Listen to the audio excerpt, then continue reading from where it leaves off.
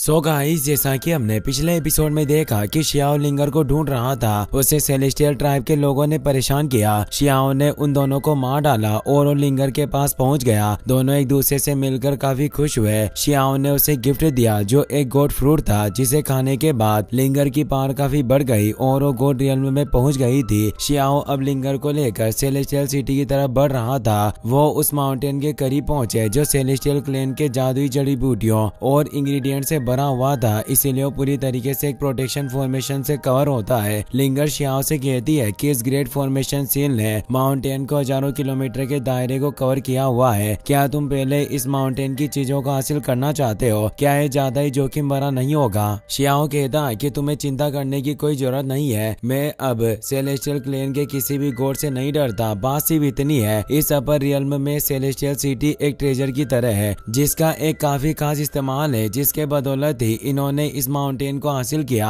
और उस पर कब्जा किया हुआ है। मैं इन लोगों से बदला लेने से पहले इन्हें उकसाना चाहता हूँ। और अब वो टेंग को बाहर निकाल लेता है और बोलता है कि ऐसे सोए मत रहो, अब तुम्हारे काम करने का वक्त आ गया है। टेंग उस जगह को देखकर हैरान हुआ बोलता है कि यह जगह मुझे काफी परिचित लग रही है। ये तो वही मनुष्य जगह है जिसके लोगों ने तुम्हें पहले प्रताड़ित किया था। शियाओ उन बातों को याद करके कहता है कि इस समय की बात काफी अलग है, अब वो सभी मुझसे कमजोर है। टेंग बोलता है कि सेलेस्टियल ट्राइब के कमीने लोगों को हम अच्छा सबक सिखाएंगे। तभी उनकी नजर लिंगर पर पड़ती है और वो हैरानी से कहता है कि सुंदरी, अब तुम और ज्यादा ब्यूटीफुल लग रही हो। जब हम आखिरी बार मिले थे उस बात को एक अरसा गुजर गया, क्या तुम्हें मेरी याद नहीं आई? शियाओ उसे पीटता है और अपनी बकवास बंद करने को कहता है। टेंग गुस्से में कहता है कि तुम मुझे परेशान क्यों कर रहे हो? जब तुम्हारे पास लड़की होती है तो तुम अपने भाई को भूल जाते हो। लिंगर हंस रही थी। वो उसे धीरे से मारते हुए कहती है कि अपनी चिकनी चुपड़ी बातें बंद करो। पर उसके गॉड बनने से उसके छोटे से अटैक से ही टेंग का निचला हिस्सा टेढ़ा हो जाता है। वो बच्चों की तरह रोने लगा और कहता है कि इस लड़की ने मुझे लगभग मार ही दिया। अब आखिर मैं खाना कैसे खाऊंगा और चट्टानों को कैसे चबाऊंगा? मुझे अब मैग्मा पीकर ही काम चलाना पड़ेगा। लिंगर कहती है कि मुझे खेद है, मैंने अभी अपनी सिर्फ छोटी सी पावर का इस्तेमाल किया। पता नहीं था कि इतनी सी पावर से भी तुम्हें चोट लगेगी। टेंग कहता है कि तुम दोनों पति पत्नी वाकई एक परफेक्ट कपल की तरह हो जो स्ट्रॉन्ग पावर को होल्ड करते हो, जिससे मुझे परेशानी हुई। क्या तुम अपने पति की वजह से मुझे भूल गई? मैं वही पुराना दोस्त हूँ जिससे लोअर रियल्म में 100 ब्रेक माउंटेन में तुमसे मुलाकात हुई थी। क्या फिर भी तुमने मुझे नहीं पहचाना? शियाओ उसे शांत करने के लिए यूनिवर्सल स्टोन के एक टुकड़े को बाहर निकालता है और कहता है कि ये एक वानफा स्टोन है जो सभी टूटी हुई चीजों को ठीक कर देता है और पावर को काफी बढ़ा देता है। साथ ही ये तुम्हारी इस फॉर्मेशन को भी तोड़ने में मदद करेगा। टेंग उस स्टोन को देखकर काफी हैरान हुआ। उसकी दोनों आंखें बाहर निकल आई। वो बोलता है कि यह वाकई काफी अच्छी चीज है। वो जल्दी से उसे खाने लगता है। इससे वो दोनों हंसने लगते हैं कि यह टेंग वाकई काफी मजाकिया है। टेंग कहता है कि हमारे दोस्तों की वजह से मेरी टूटी हुई हड्डियां ठीक हो गई। वास्तव में हम तीनों एक एक प्यार करने वाले फैमिली की तरह हैं जो एक दूसरे की परवाह करते हैं। अब वो सेलेस्टियल माउंटेन की सील के पास आ जाता है और बोलता है कि दुनिया का नंबर 1 स्टोन वापस लौट आया है, इसीलिए सेलेस्टियल क्लेन के कमीनों, तुम्हें मेरे गुस्से से गुजरना होगा। ये मामूली फॉर्मेशन मुझे रोक नहीं सकता। और वो एक तेज थंडरियस एनर्जी के साथ उस फॉर्मेशन पर अटैक करके छेद कर देता है, जिससे शियाओ और लिंगर उस माउंटेन के अंदर चले जाते हैं। वो माउंटेन काफी ज्यादा खूबसूरत होता है जिसका नाम celestial race ancestral medicinal garden होता है, जहाँ विभिन्न प्रकार के हर्ब मौजूद होते हैं। टेंग कहता है कि यहाँ काफी अच्छी चीजें मौजूद है। एम्पर बटरफ्लाई बाहर निकल आती है और वो तेजी से सभी हर्ब को निगलने लग जाती है। टेंग उसे कहता है कि प्रेशियस मेडिसिन तुम्हारी है पर डिवाइन मटेरियल को तुम मेरे लिए छोड़ देना। टेंग भी अब उस जगह के डिवाइन मटेरियल को एग्जॉ करने लग जाता है। शियाओ बोलता है कि छोटे मोटे हंगामे से कुछ नहीं होगा, हंगामा इतना बड़ा होना चाहिए कि सेलेस्टियल क्लेन के सभी एल्डर के बीच हलबली मच जाए। वो अपनी एशियन पिल फर्नेस को बाहर निकाल लेता है, जिससे वो काफी ज्यादा बड़ी मात्रा में उन मेडिसिनल हर्ब और डिवाइन मटेरियल को निकलने लगा, जिससे अब एम्पर बटरफ्लाई और टेंग भी अपनी स्पीड को काफी फास्ट कर लेते हैं। किंगी भी ये देखकर एक डेवरिंग टेक्निक का इस्तेमाल करके काफी ज्यादा मात्रा में मेडिसिनल हर्ब एजो करने लगी। अब हम सेलेस्टियल क्लेन के एक एल्डर को देखते हैं जो इस गार्डन का प्रोटेक्टर होता है। वो एक एशियन मिरर की मदद से ये सब देख लेता है। उसे काफी गुस्सा आता है कि आखिर कौन है जो मेरे इलाके में चोरी कर रहा है। कुछ ही देर में शियाओ और उसके साथियों ने उस जगह के हजारों हर्ब को इकट्ठा कर लिया था। लिंगर पूछती है कि क्या हम चोर हैं जो हम इस गार्डन को लूट रहे हैं? शियाओ कहती कहता है कि तुम हमें उन महान लोगों की तरह मान सकती हो जो गरीबों की मदद करने के लिए अमीरों को लूटते हैं। हम सत्य के लिए बुरे तरीके से काम करते हैं। अब वहाँ माउंटेन के प्रोटेक्शन के सभी एल्डर आ चुके थे। गार्डन प्रोटेक्टर एल्डर ने अपने मिरर से उन्हें ढूंढ लिया था।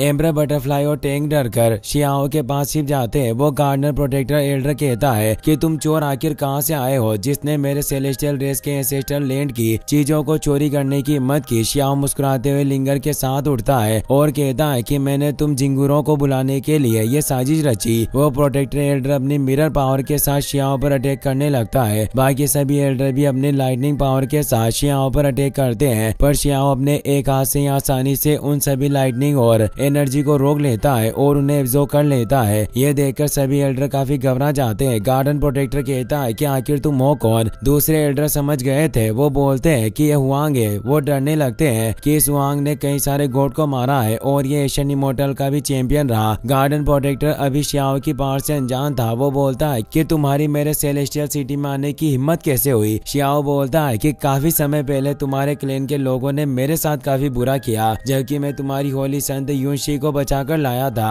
मैं आज उस पुराने मामले को सेटल करने के लिए यहाँ लौटा हूँ। और वो अपने थंडर से अटैक करके वहाँ मौजूद सारे एल्डर पर पावरफुल अटैक करता है, जिससे गार्डन प्रोटेक्टर का एशियन मिरर भी नीचे गिर जाता है और वो सारे एल्डर भी मरकर नीचे गिर जाते हैं। शियाओ ने गार्डन प्रोटेक्टर को जिंदा छोड़ दिया, पर उसके एशियन मिरर को ले लिया था। वो उसे कहता है कि वापस सेलेस्टियल क्लैन में लौटो और अपने गॉड को रिपोर्ट करो कि वांग वापस लौट आया और उन पुराने कमीनों की तलाश कर रहा है जिन्होंने उस वक्त मुझसे दुश्मनी लेने की गलती की थी। जैसे ही वो बाहर आएंगे मैं उन्हें मार दूंगा। वो गार्डन प्रोटेक्टर जल्दी से सेलेस्टियल सिटी गेट टावर पर पहुंच जाता है जहां यूनशी पहले ही मौजूद थी। वो काफी हड़बड़ी में वहां से गुजरते हुए कहता है कि वांग वापस लौट आया है। यूनशी से काफी घबरा जाती है। वो कहती है कि मैंने शियाओ की पावर देखी है। उस दिन इसने पूरे एशियन इमोर्टल को हिला दिया था और सभी ने इसकी अपराजेय गति को देखा जिसका कोई सामना नहीं कर सकता। मैं इस दिन को ही लेकर चिंतित थी कि जब ये बदला लेने आएगा उस दिन मेरे क्लैन का हाल काफी बुरा होगा। मैंने सोचा नहीं था कि ये इतनी जल्दी यहाँ आ जाएगा। शियाओ भी लिंगर के साथ उस सिटी गेट की तरफ बढ़ रहा होता है। वो लिंगर को बताता है कि उस एल्डर का ये मिरर एक एशियन ट्रेजर है जिसका इस्तेमाल हेवनली आई की तरह किया जा सकता है, जिससे तुम किसी भी चीज को परख सकती हो, इसीलिए तुम्हारे काफी काम आएगा। और वो लिंगर को उसे सौंप देता है। वो उसे अपने पास रख लेती है। शियाओ अब लिंगर के साथ बाहरी गेट पर उतर जाता है। अब काफी सारे एल्डर उस जगह पर आ जाते हैं। अब वहाँ पर ओल्ड लेडी कीता आ जाती है जो गॉड रियल्म में थी, जिसने पिछली बार शियाओ को यहाँ कैद किया था। साथ ही वहाँ वो दोनों ब्यूटीफुल गर्ल मानू और फूफू भी मौजूद थी, जिसकी वो ओल्ड लेडी कीता ग्रैंडमा होती है। मानू अपनी दादी से कहती है कि मैंने स्वांग के बारे में सुना है कि इसे एशियन इमोर्टल्स की रैंकिंग में टॉप पोजीशन पर रखा गया।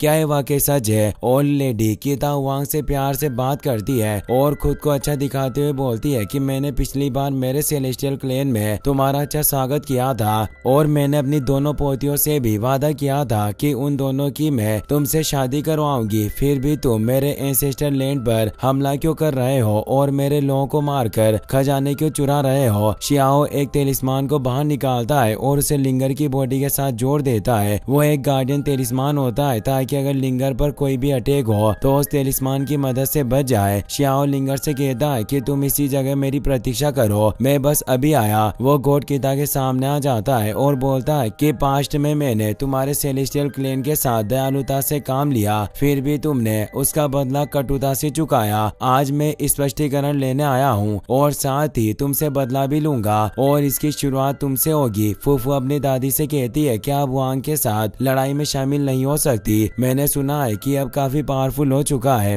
गॉड कीता कहती है कि तुम चिंता मत करो, तुम्हारी दादी के पास इस सिटी की प्रोटेक्टिव सारणी मौजूद है और वो अपनी पावर से प्रोटेक्टिव सारणी को एक्टिवेट कर देती है और शियाओ से लड़ने के लिए बाहर आकर बोलती है कि अगर उस दिन तुम्हारे मास्टर क्यू दाओ भाई ने तुम्हें नहीं बचाया होता तो मैं अपने एक हाथ के अटैक से ही तुम्हें नष्ट कर सकती थी। शियाओ कहता है कि पास्ट में तुम हेवनली डीटी रियल्म में थी और मैं सिर्फ एक वेनरेबल रियल्म का कल्टिवेटर था, फिर भी तुमने अपनी ताकत के साथ कमजोर को धमकाने की हिम्मत की। पर आज देखता हूँ कि तुम मेरा सामना कैसे कर पाती हो। और वो अपनी पावर को एक्टिवेट कर लेता है। वो अब एक ट्रू गॉड रियल्म में था। उसके अंदर काफी ज्यादा मात्रा में एनर्जी उत्सर्जित हो रही थी। वो अपने ड्रैगन स्केल को बाहर निकालता है जिससे शियाओ किता पर अटैक करता है पर उस अटैक को रोक लेती है और कहती है कि तुम मेरे हाथों से मारे जाओगे और वो सेलेस्टियल नेट को एक्टिवेट करती है जिससे वो ड्रैगन बॉडी नष्ट हो जाती है और वो सेलेस्टियल नेट शियाओ की तरफ बढ़ रही थी। शियाओ मुस्कुराने लगता है और वो कुनपेंग और बर्ड की पावर को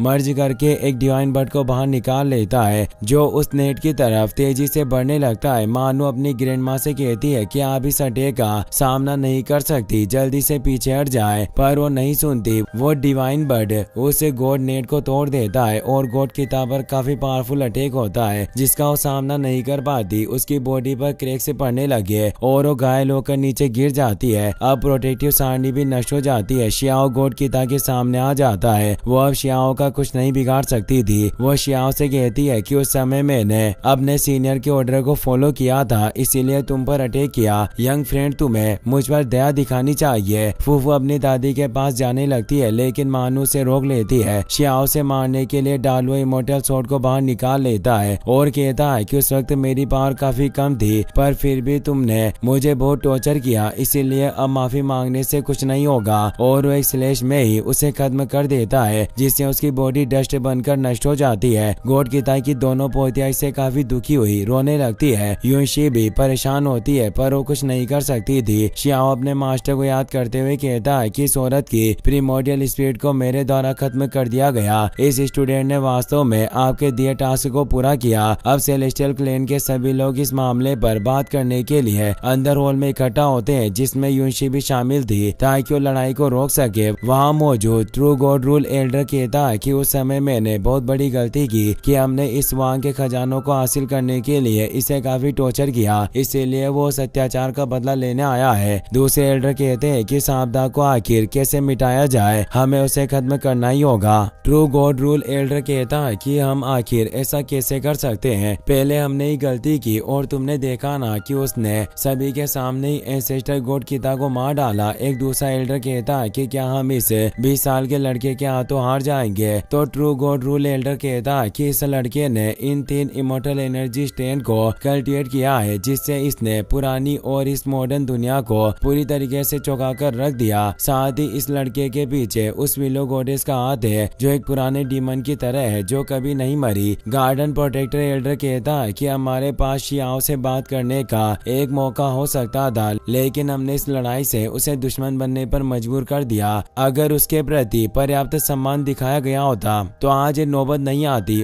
और वो फेरी यूनशी से कहता है कि इस लड़के के साथ अतीत में तुम्हारे संबंध रहे हैं, इसीलिए तुम्हें ही उसके साथ बातचीत करनी होगी और उसे रुकने के लिए मनाना होगा। फूफू कहती है कि ऐसा कभी नहीं होगा। मानू भी कहती है कि उस लड़के ने मेरी दादी को मार डाला, अगर हमने लड़ाई नहीं की तो मेरी दादी की जान व्यर्थ मानी जाएगी। दूसरा एल्डर कहता है कि अगर हमने प्यार से काम नहीं लिया तो हम कैसे बच सकते हैं। अभी गॉड क्यूजिया यहाँ शहर में मौजूद नहीं है और हमारे सेलेस्टियल सिटी के प्रोटेक्टर गंभीर रूप से घायल है जिससे वो एकांतवास में खुद को ठीक कर रहे होंगे। हम आखिर वांग का सामना कैसे करेंगे। एक एल्डर कहता है कि हमारे पास अभी भी सेलेस्टियल सिटी मौजूद है जो एक ग्रेट जायंट रोबोट की तरह है, हम इसका इस्तेमाल कर सकते हैं। पर एक एल्डर को अभी भी ये आइडिया सही नहीं लग रहा होता। वो कहता है कि अगर वांग ने हमारे एंसेस्टर के इस सेलेस्टियल सिटी को बर्बाद कर दिया तो यह हमारे लिए शर्म की बात होगी। मानू कहती है कि अगर हमने उस शरारती लड़के को नहीं रोका जिसने खुद हमें ललकारा और लड़ने के लिए चैलेंज किया हो तो भी हमारे रॉयल एंसेस्टर की बदनामी होगी। गार्डन प्रोटेक्टर कहता है कि यह बात सच है, अगर हमने वांग का सामना नहीं किया तो फ्यूचर में 3000 स्टेट में हमारा कबीला कैसे